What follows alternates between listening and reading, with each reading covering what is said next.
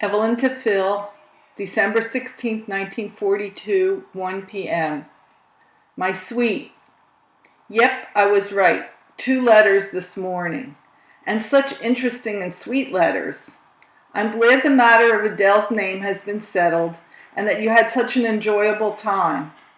How I wish I could have been there. In your Friday letter, you lament the fact that you suffer of homesickness, while fellows married much longer and with children don't seem to mind. I've been wondering for a long time now when you were going to write such a letter. That, my beloved Phil, is why I say you are different and the reason why I adore you as I do. Don't misunderstand me. It isn't 'cause you are homesick alone, but... Page 2, the things you say and feel while you are away from me. I assure you that it would be difficult for me to feel as I do about you if you were as they. We have so much more to be thankful for. Edna called and said she would be up either this weekend or next week sometime. I wish, honey, that you had told the folks to give us the money and let us go shopping for my gifts. The fact that Gloria selected them and that I could not be with you when I received them dulls all feeling of satisfaction. I can't for the life of me put any of those articles on my person and do not intend to do so until you have seen them. I pulled a, page 3, boner this morning. As I told you, I have been using Gloria's clock to time the baby. This morning I had 6 o'clock when it was actually 7. Jack was late.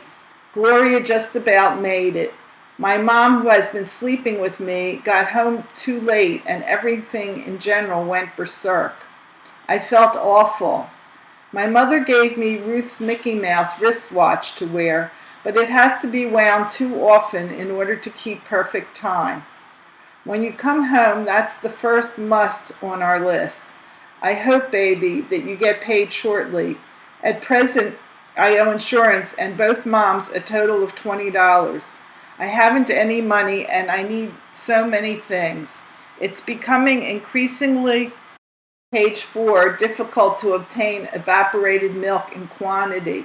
And since more than a can is needed every 2 days for the formula, I'm doing my best to stock up.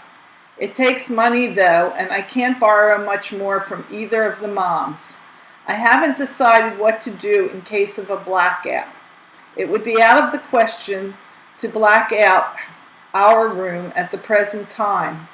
My mom is going to give me a flashlight and I'll flash it on the floor. At night I burn one torch, but I have it completely covered with a towel. I must also get a tiny night light. I'm saving my shopping till after Christmas.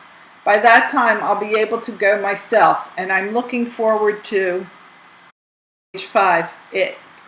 Mom is feeling better, a bit weak from being in bed. Her appetite is good and she's been moving regularly. It's best for her to remain in bed regardless of how well she feels because of the cold weather. It's cloudy and cold again today. 4:45 p.m. I had to interrupt this to give Adele her 2 o'clock feeding, and she's been sleeping soundly all afternoon, giving me a chance to get things done. Your registered letter arrived a few minutes ago, and the amount enclosed, $30, surprised me no end. Thanks so much, baby. It's a relief to know I can pay the debts I've accumulated. Page 6, and still have some money on hand. There's only one thing I particularly dislike. The minute Mom, or anyone for that matter, around the house knows I have a few dollars, they get funny ideas. Mom starts to complain she hasn't enough money to meet bills, etc., etc. However, I have no intention of giving any money into the house till after my next check. I want to accumulate a large amount to keep on hand, because you can never tell what you'll need for a baby. The less everyone in the house knows about us, the happier I'll feel, especially when it comes to money. Both moms, page 7, continually bawl me out because you call so often, so they say, and it's expensive and the money could be put to a better purpose.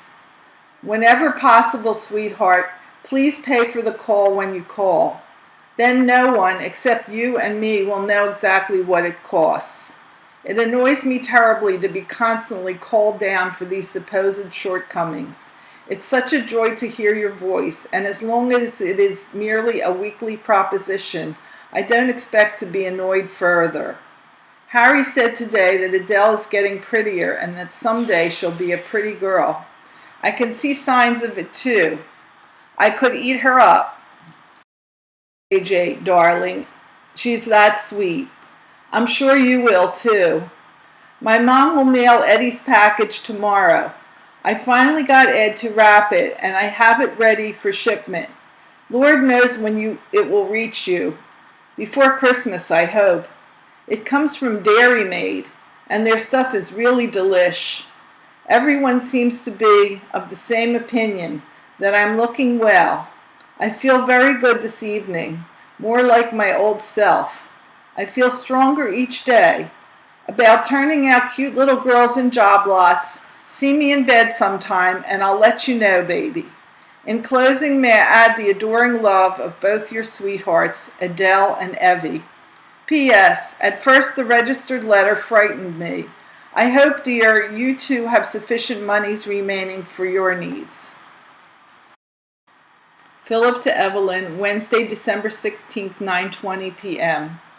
Dearest Chippy, no letter from you today, and consequently no ray of light. I know you wrote it, it's just that the Christmas rush is on, and letters are liable to be delayed. Hope I get to tomorrow. While we're on the subject, baby, I want to tell you how sorry I am that my Thursday letters don't reach you on Saturday.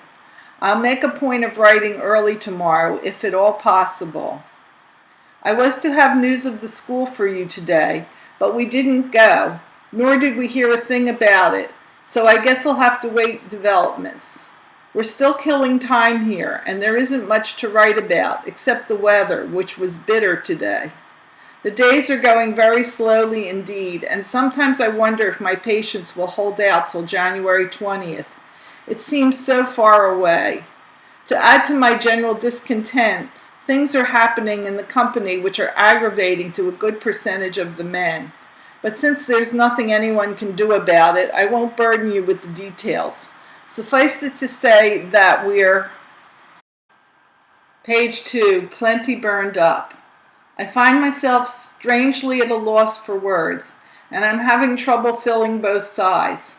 I suppose I could fill all the space below by informing you in minutest detail that you are the light of my life, the lovely, exciting creature, the memory of whom is always with me. I could even tell you of the strange desires that assail me at odd moments and tantalize me with the mere thought of the joy I would derive from being with you and indulging my fancies in this direction. Of course, you wouldn't have any idea of what I'm talking about, so I won't continue along this line. You probably know everything I could possibly tell you anyhow. In your last letter, you mentioned wearing your aqua slacks with the heavyweight sweater. My picture of you in that outfit is very attractive, but it may surprise you to know that I added a touch of my own. I pictured also a bright red ascot tucked in the neckline. Hint.